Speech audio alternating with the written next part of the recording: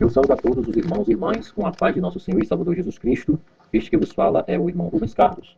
E estamos aqui para dar continuidade a esta quarta gravação sobre a sétima trombeta de Deus e aquelas duas testemunhas, onde nós já fizemos menção aqui em gravações anteriores sobre este assunto.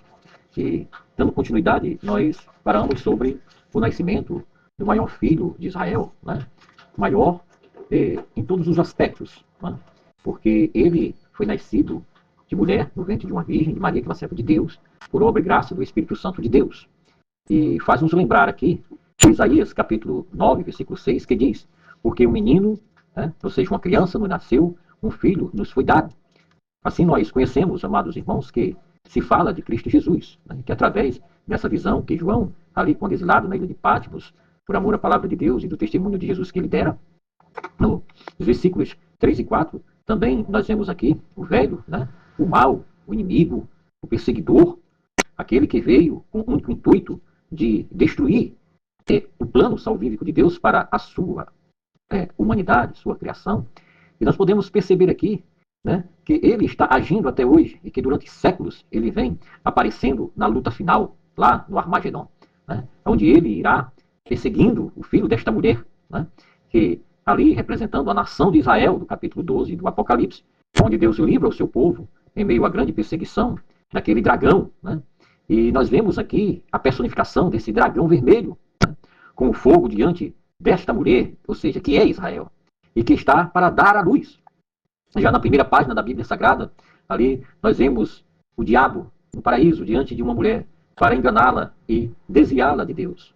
Ele conseguiu, sim, em parte ele conseguiu.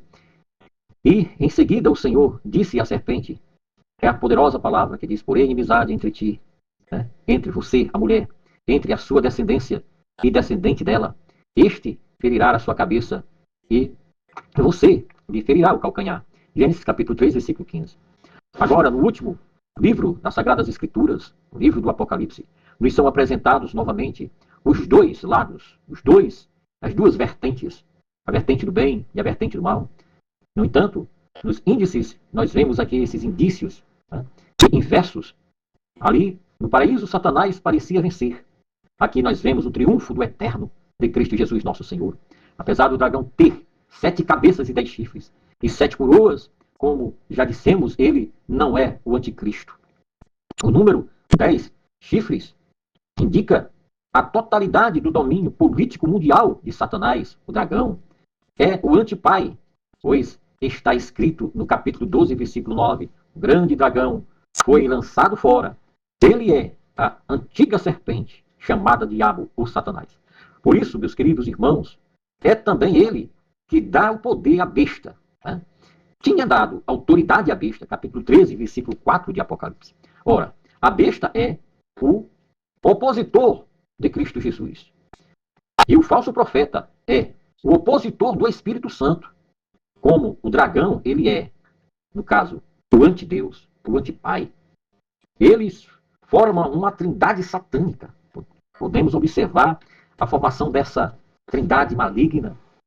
Ora, em Daniel capítulo 7, versículo 7, a besta é descrita de maneira semelhante como o último império mundial. Um quarto animal, aterrorizante, assustador e muito poderoso. Tinha grandes dentes de ferro, com os quais despedaçava e devorava suas vítimas e pisoteava tudo o que sobrava. Era diferente de todos os demais animais e tinha 10 chifres. O Senhor Jesus chama-o de príncipe deste mundo. Satanás é ocupante do anticristo. Ele é aquele que dá poder ao anticristo, que dá autoridade, autonomia, diante de todos os líderes de governos políticos da terra e diante também de todos os líderes religiosos, pois ele está ali assentado sobre um trono e dizendo ser Deus, querendo tomar o lugar de Deus, se constituindo-se, fazendo-se em si mesmo a Deus. Com as suas palavras, Jesus indica o combate que naquele tempo já estava sendo travado há muito e foi realizado na cruz do Gólgota. Paulo chama o grande dragão de Deus falso, besta, fera. Esta besta era. Nós vemos lá, em 2 Coríntios capítulo 4, versículo 4. A cor do dragão é vermelha, como fogo. Trata-se da cor da fúria e do ódio. É dessa fúria Dessa ira que fala o capítulo 12 de Apocalipse, versículo 12. Está cheio de fúria, e de fúria contra aqueles que aqui ficaram e testificarem da palavra de Deus e do testemunho de Jesus. O dragão levantar-se-á, e ele, na verdade, haverá de devorar, e procurará devorar a criança que ainda irá nascer. Isso nós vemos lá no livro de Mateus, nos Evangelhos, quanto ao nascimento de Jesus, onde Satanás estava personificado na pessoa de Herodes, o perseguidor de Cristo. Nós vemos que os assuntos apocalípticos, as profecias de Deus, elas vão se cumprindo ao longo dos tempos, mas nada comparável, apesar de toda a perseguição que a igreja já sofreu sobre as faces da terra, não será comparável à ira, o furor, o ódio de Satanás contra os 144 mil de Apocalipse capítulo 14, de Apocalipse capítulo 7, e na personificação de Apocalipse capítulo 12, na pessoa daquela mulher que é levada por Deus ao deserto. E esta mulher é o Israel de Deus, ali já naquelas 144 mil testemunhas de Jesus Cristo.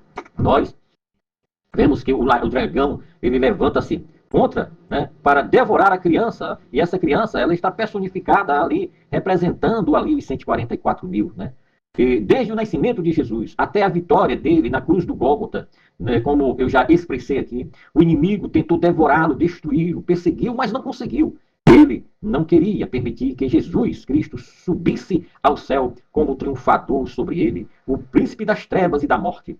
Ele perdeu esta batalha, pois Jesus Cristo veio a este mundo para morrer em nosso lugar, para substituir-nos ali na cruz do Calvário, cravando na cruz a cédula do pecado que era contra nós. Com grande esforço e grandiosa ira, Satanás queria evitar isso a qualquer custo, meu amado ouvinte. Enquanto a mulher se contorcia em dores de parto, isso é Israel no juízo e na dispersão, ele já se deteve diante dela, pois sabia que Jesus nasceria na plenitude dos tempos.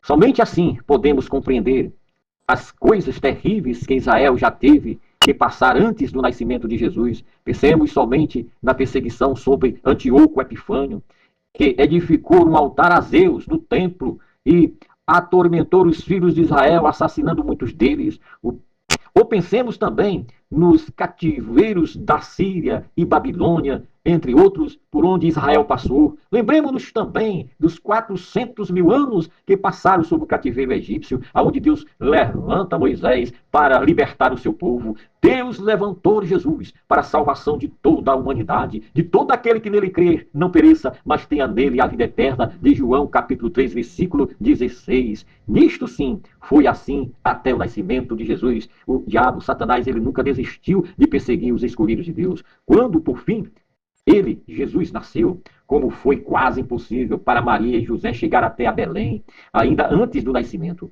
E quando finalmente estava lá, não acharam lugar na hospedaria. Deus permitiu tudo isso, mas atrás estava Satanás, que queria destruir a vida em formação. Ele queria ali intervir o nascimento de Cristo Jesus, mas teve a fuga para o Egito, para a casa de pão, para Belém, ou Salém. Mais tarde, essa perseguição pelas autoridades religiosas também deu-se. Juntamente, antes do Gólgota, Satanás realizou mais uma vez um ataque, uma investida em grandes proporções contra Jesus, pretendendo matá-lo no Getsemane. Ali, o Senhor Jesus já estava em agonia, até suava sangue. Meus amados irmãos, e Jesus, o qual é achado, ele ficou ali diante de uma situação difícil, olhando ali para o Gólgota, exclamando, por isso ele disse: Abba, que é Pai, tudo te é possível, afaste de mim este cálice, contudo, não seja o que eu quero, mas o que tu queres. Isso está em Marcos 14, versículo 36. E amados, queridos irmãos, nós vemos aqui a forma com a qual Deus, o Pai, teve que suportar em ver o seu filho ali cravado na cruz do Gólgota, para expiação, sacrifício de expiação pelo meu e pelo seu pecado. Lá, antes do Getsemane, ele não ficou com medo do Gólgota, mas clamou e chorou, porque o diabo estava a ponto de matá-lo ali mesmo, sem que, aparentemente, Deus o impedisse. Mas, meus queridos e amados irmãos, a prova pela última vez. Então Jesus, em sua aflição, disse aos seus discípulos que dormiam: vocês não podem vigiar comigo nem por uma hora? A minha alma está profundamente triste. Numa tristeza mortal estava a alma do Salvador. Mas ele submeteu-se até o fim à vontade de seu Pai. Então veio o anjo do céu e o fortaleceu. Lucas capítulo 22, versículo 43, Hebreus 5, 7. Jesus, ele foi obediente até a morte. Ele sofreu e passou até pelas últimas consequências. E a morte de cruz, isso é o Gólgota. Filipenses capítulo 2, versículo 8. O Filho de Deus vence Satanás através de completa obediência na fé. Por isso, justamente antes do Gólgota, ele podia dizer de forma tão majestosa: o príncipe deste mundo está vindo. Ele não tem nenhum direito sobre mim. João capítulo 14, versículo 30.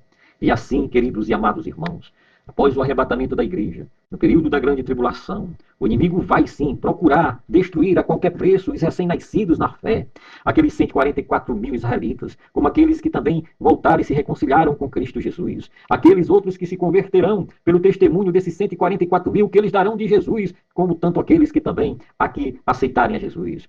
Ele, Satanás, ele procurará destruí-los. Justamente por isso, eles são selados em suas testas da parte de Deus, pelo outro anjo subindo do Oriente, tendo o selo do Deus vivo.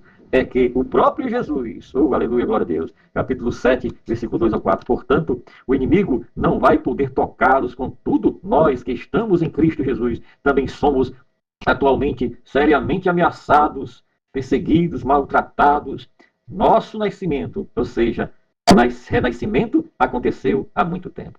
Somos, aleluias, nascidos de Deus. Somos nascidos do Senhor. Assim como Israel. Em 1 João capítulo 3, versículo 9. Israel é a nossa fonte, pois a palavra do Senhor diz-nos: a salvação vem dos judeus. Continua, porque Jesus era judeu. Ele era da tribo de Judá. Ele é o leão da tribo de Judá. Continua totalmente avaliando aqui, nós podemos de forma bem conclusiva ver aquilo que na oliveira verdadeira, como ramos de oliveira brava, Romanos capítulo 11, versículo 17 e 18, é essa a situação da igreja. Oh, glória a Deus! Desde o nosso renascimento, o grande dragão vermelho, ele procurou impedirmos de estarmos enxertados nesta oliveira brava. Mas o Senhor nos enxertou. E Pedro, ele descreve de forma bem garantida, de maneira bem legível, dizendo: o diabo, o inimigo de vocês, ainda anda ao redor como um leão, rugindo e procurando a quem possa devorar. 1 de Pedro 5,8. Ele que assim, queridos irmãos, impedir o plano salvífico de Deus, não só para os gentios, mas também para os escolhidos do Senhor, a Israel. Por isto, meu amado e querido irmão, e por isso que eu e você é tentado tantas vezes, é muitas vezes enfraquecido na fé, pois o diabo, ele, por muitas vezes, ele tenta nos atribular, ele tenta nos afastar do caminho do Senhor. Todavia, meu querido, nós devemos sim, quando Jesus subiu ao céu, nós também, juntamente com eles, pela fé, já estamos lá. Nós já nos encontrávamos, oh, aleluia, glória a Deus, nos lombos de Jesus. Quando na cruz do Calvário ele disse: Tetelestai, Pai, está consumado, em tuas mãos entrego o meu espírito, aleluia. Assim como Levi já estava nos lombos de Abraão, quando Melquisedeque foi ao seu encontro, Hebreus 7, 9 a 10. Nós somos membros do corpo, da carne, da sua carne e ossos dos seus ossos. Por Cristo está em nós e nós nele. Em princípio já estamos, oh glória a Deus, arrebatados. Por isso Paulo fala a respeito, dizendo: com ele nos fez assentar nas regiões celestiais em Cristo Jesus. Efésios 2,6. Eis que agora, de repente, de forma surpreendente, a história, o ciclo do plano da salvação cada vez mais se fecha. Nesta mulher de Apocalipse capítulo 12, Israel é o grande sinal atualmente para todos os povos e nações da terra. Ela se encontra perseguida, mas o Senhor a leva para o deserto e dá pleno livramento ao seu Israel, aos seus 144 mil, 12 mil de cada tribo dos filhos de Israel. O inimigo, Satanás, ele procurou devorá-la, procurou destruí-la com seus ardis de ódio. Satanás não é dirigido completamente e inteiramente contra Israel. Por isso acontecerá somente depois do arrebatamento, quando a mulher tiver que fugir para o deserto de Apocalipse 12, versículo 6. Meus amados irmãos, para a glória de Deus, oh glória a Deus, que é a igreja de Jesus, nós estamos aqui agora de forma, oh aleluia, nos sentindo que pertencemos à igreja de Jesus. Somos sim, para a glória de Deus. Em Gálatas capítulo 6, versículo 16, a igreja de Jesus. Somos a igreja do Senhor. Porque o inimigo, ele runge, ele brama como um leão, buscando a quem possa tragar, quem possa destruir. Mas nós, para a glória de Deus, estamos como qualidade da igreja do Senhor, e que estamos em Efésios capítulo 6, versículo 12. Por isso a nossa luta, ela não é contra seres humanos, contra carne nem sangue, ela não é contra os poderosos, as autoridades deste mundo, contra os dominadores, não, meus queridos irmãos, mas ela é contra as forças espirituais do mal, nas regiões celestiais. Enfrentamos o grande dragão vermelho. Por isso, ante os últimos dias, nós estaremos cada vez mais próximo do arrebatamento da igreja do Senhor Jesus. Enfrentaremos o grande dragão vermelho em forma de falsas doutrinas, de falsos ensinamentos, os falsos mestres que se levantam para tentar destruir e desviar a igreja do Senhor. Temos que ter os cuidados que o apóstolo Pedro tanto falou sobre todos os ventos de falsas doutrinas, os quais nós temos que combatê-los, e temos que combater, como combateu também o apóstolo Pedro, apóstolo Paulo, que dizia: combati o bom combate, terminei a carreira, mas não perdi a fé. As orientações que ele deu a Timóteo, dizendo: procura te apresentar-te diante do Senhor teu Deus como obreiro aprovado, que maneja bem a palavra da verdade, que não tem do que se envergonhar. Este é o grande dragão vermelho, que nós temos que eliminá-lo, que nós temos que vencê-lo pelo sangue do Cordeiro de Deus, que tira o pecado do mundo, que lavou e purificou a nossa alma, diante de Deus, a qual, quando ali foi cravado na cruz, e que Jesus disse: tetelestai, está consumado. Apocalipse capítulo 13, a besta, o aparente Cristo. Por isso é que nós temos este perigo mortal. Israel terá este perigo mortal. Aqueles que ficaram aqui para a grande tribulação terão este perigo mortal. Né? E que aqueles irmãos, eles passarão por momentos terríveis depois do arrebatamento da igreja. Mas o Senhor haverá de mantê-los, o Senhor haverá de fortalecê-los, o Senhor haverá de prepará-los para passar por todo este vasto perigo de perseguição. Pois ter o coração, nós temos completamente, devemos dá-lo, entregá-lo ao Senhor Jesus. E esta obrigatoriedade, meus amados irmãos, não é por obra e graça do Espírito Santo de Deus, é de forma espontânea, que todos nós servimos ao Senhor. O anticristo será destruído, Satanás será destruído, aqui haverá de ter novos céus e nova terra, o primeiro mar já não mais existirá, e nós todos estaremos na presença bendita de nosso Senhor e Salvador Jesus Cristo, pois Ele é o Senhor dos senhores e o Rei dos reis, de Apocalipse capítulo 19, aleluia. Eu agradeço por esta rica oportunidade que Deus me dá de gravar aqui esta terceira e última parte sobre a grande multidão, né? As duas testemunhas, e aqui também sobre esta última trombeta de Deus.